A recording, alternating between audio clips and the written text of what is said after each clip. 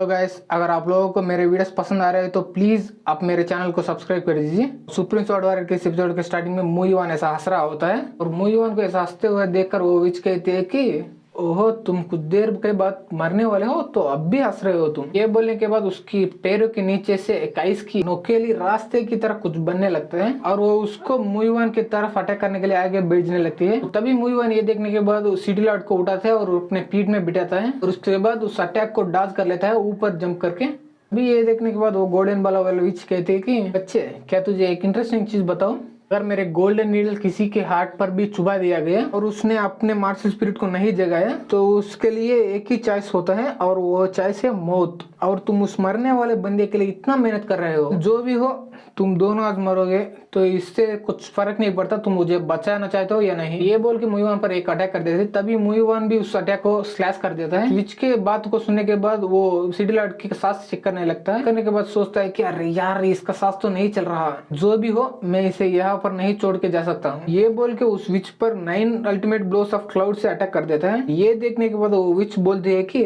तुम्हें सच में ऐसा लगता है कि ये अटैक फिर से मेरे पर काम आएगा? ये बोलने के बाद वो विच अपना मार्शल स्पिरिट को बाहर ला लेती है और मुईवान को काउंटर अटैक करके मुईवान पर भी जोरदार मुक्का चलाती है उसके मार्शल स्पिरिट की मदद से। उसके वजह से मुईवान काफी तेजी से नीचे गिरने लगता है। मुईवान गिरता गिरता भी नहीं रोकता और उस विच पर स्वॉर्ड फिंगर से अटैक कर देता है। तो विच इससे आसानी से डॉज कर लेती है और इसके बाद वो अटैक जाड़े में जाकर लगता है। वो विच बोलती है कि क्या तुम्हें सच में ऐसा लगता है इस छोटी ट्रिक्स मुझे कुछ कर पाएगी? तो आगे बोलती है कि अब मेरा अटैक देखो और इस अटैक की वजह से तुम सिटी लॉर्ड के बॉडी के अंदर इतना होश हो जाएंगे कि उन्हें गिनना भी नामुमकिन हो जाएगा। ये बोलने के बाद वो एक अटैक करती है और इसके वजह से जमीन से जैसे नुकीले चीज बहुत सारे आने लगते हैं और मुईवान के नीचे भी। देखने के बाद मुईवान अपने मन में सोच रहा होता है कि अरे यार, मैं इसे एस्केप नहीं कर पाऊंगा। सोचता हूँ मुईवान गिर ही रहा होता, तभी वहाँ पे बड़ा सा ब्लास्ट हो जाता है और इसके वजह से वो नोकीले चीज तरह से बर्बाद हो जाता है और मुईवान आसानी से जमीन पर आकर गिरता है। सोचने लगता है कि ओ, मैं जिंदा हूँ अभी तक, कैसे, और वो ब्लास्ट किसने किया? यार, ये सब सोचने का वक्त नहीं किया। और ये बोल के मुईवान 9 अल्टीमेट ब्लोस ऑफ विंड के मदद से उसके चारों तरफ बाउंडर जैसा आने लगता है और तभी उस बाउंडर पे उस विच आइस क्रिस्टल से अटैक कर देती है।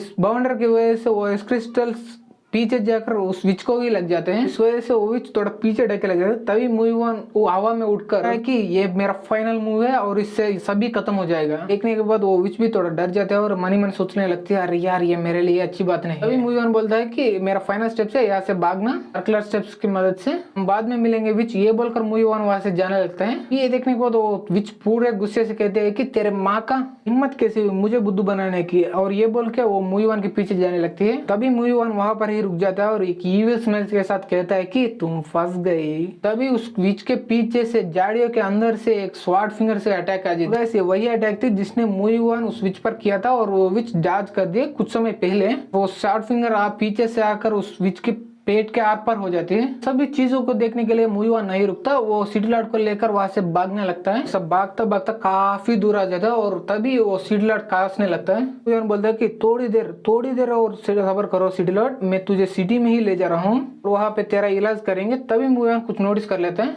लगता है कि क्या है इसका मार्शल स्पिरिट है। वो एक शील्ड जैसे दिखने लगते हैं। तभी यहाँ पे शीश उठता है उस विच के ऊपर, पेट के वहां से खून निकलने लगती है और वो सोच रखते हुए देखे बच्चे का मैं इसको जिंदगी भर नहीं भूलूंगी, जब हम फिर से मिलेंगे तब तुझे तड़पा तड़पा कर मारूंगा मैं। और तभी यहाँ पे शीश शिफ्ट होता है कुछ दिन बाद का उस फेंगियन सिटी के सिटी हॉल में।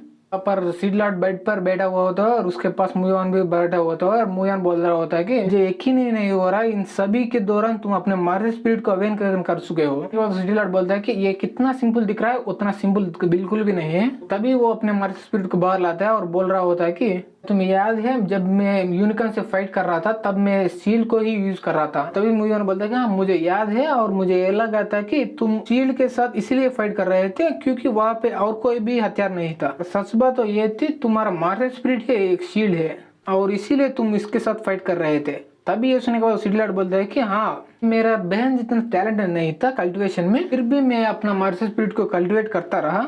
जब मैं पहली बार अपने मार्शल स्पिरिट को वाटर में अवेकन किया, इसकी वजह से उसके बाद 3 दिनों तक मैं बेहोश पड़ा रहा। ये बोलने के बाद वो सिटी लॉर्ड कांपने लगता है। ये देखकर मुईवान बोलता है कि आप आराम कीजिए, इतना बोलने की जरूरत नहीं है। सिटी लॉर्ड बोलता है कि मेडिसिन वहाँ पे प्लीज मुझे दे।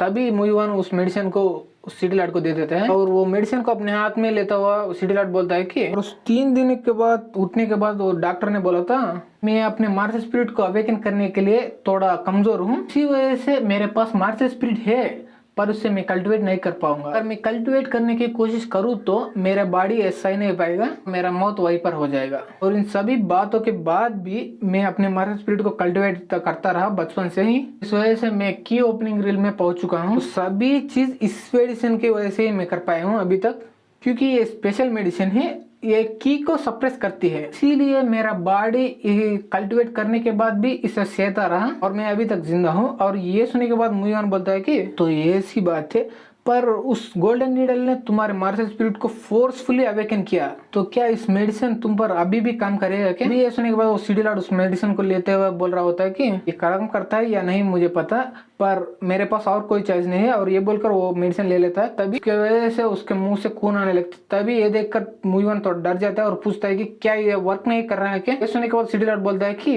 नहीं ऐसी बात नहीं है, पर मुझे ऐसा लग रहा है कि मेरे अंदर 2 कीस है और वो दोनों लड़ रहे हैं मेरे बॉडी के अंदर। अभी ये सुनने के बाद मुयन तुरंत उसके पीठ पीछे आता है और उसका आक्यूप्रेशर पॉइंट पर ऐसा मारने लगता है। सिटी लाइट से पूछता है कि क्या तुम्हें ठीक लग रहा है? तभी सिटी लाइट बोलता है कि हाँ मुझे अब थोड़ा दर्द महसूस हो रहा है।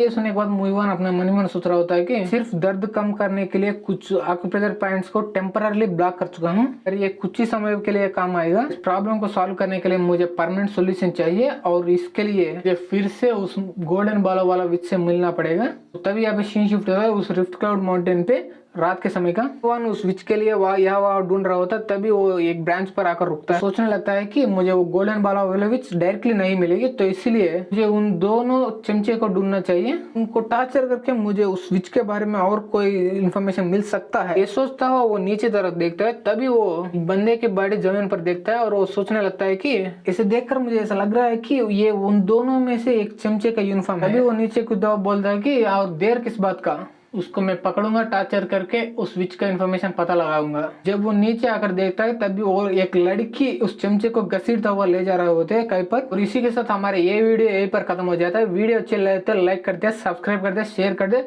And thanks for watching.